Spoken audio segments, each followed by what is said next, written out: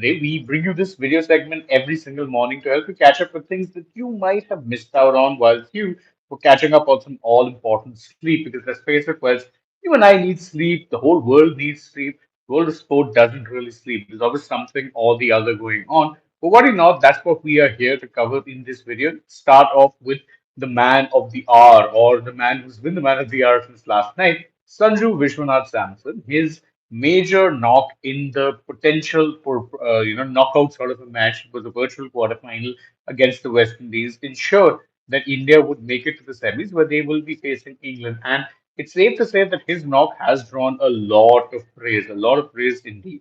There was, of course, praise from Shashi Tharoor, the Congress MP, who's been a long time backer of Sanju, who said, bursting with pride and relief for Sanju after his superlative innings today against in the virtual quarterfinal against the West Indies.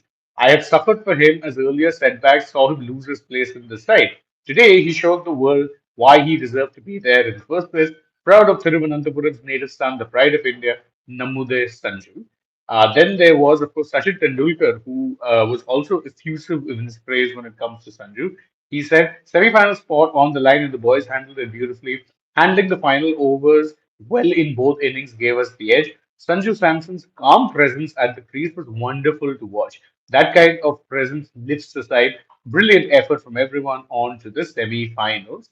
And there was more praise for him from Yuvraj Singh, who said that there's not many opportunities this World Cup that he caught, but when it mattered, Sanju stood tall and played the innings of his life. That's the mindset of a champion. Stay ready, stay patient, and never stop believing. Proud of you, Sanju Samson. The spirit of never giving up always wins. These were some of the reactions, and of course, we have to hear from what it is that Sanju himself had to say. And his credit indirectly went to Virat Kohli and Rohit Sharma because he said that, look, I've not always been playing, but I was looking from the dugout, learning from greats like Virat Kohli and Rohit Sharma. It's very important to observe, learn, and see what they were doing. In fact, he further added that the simple fact of the matter is that whenever I would be watching the match, this thing I may have played only like X number of games, but because I watched so many of those games from close range, it actually helped train me better for when the situation came my way and start to disagree with the logic that he was showing over there. And meanwhile, there's another interesting thing that has happened in the sense that former Pakistan cricketer Mohammad Amir, who had, of course, predicted very, very confidently that India will not be making the semi-finals and that he bet willing to bet anything on it, has been heavily trolled as expected, given that his prediction came horribly wrong. In fact, he said he potentially given Pakistan a slightly better chance of making it to the semi than India, which in itself really says that there's a little bit of bias over there. But hey, what can be said? Anyhow, switching focus now from the world of cricket to the world of football, Arsenal retained their 5 point lead at the top of the Premier League table when they beat a 10-man Chelsea 2-1 at the Emirates Stadium. Obviously, now what this means is that the key game that Arsenal have against City, which will of course be in April, continues to assume a lot more importance because 5 points is a healthy lead, but it also is just two losses away from being extinguished. Manchester United continued their excellent resurgence under interim manager Michael Carrick. They ended up coming from behind to beat Crystal Palace, a win that took them to third place at the time of when they had actually finished the match. And what also happened was that, well, their good run of form has continued. They seem primed to qualify for the Champions League, which would be a huge boost really for the side, given that they've struggled to actually make any European competition this year. Of course, also remember they got knocked out so early that of all the cups that they were never going to be in contention for anything. And I think the shortened season definitely helping them.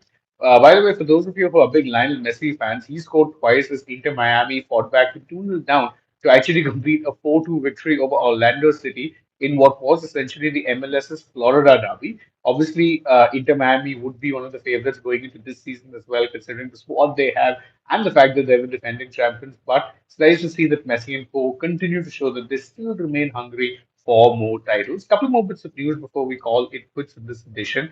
The Indian men's basketball team is currently stationed in Doha, Qatar, and they are awaiting a return to India after their FIBA World Cup 2027 qualifier against Lebanon, which was scheduled for today, that is Monday, was postponed following, of course, the almost warlike situation in the Western Asian bloc. So fingers crossed that they can actually be facilitated a safe return home soon.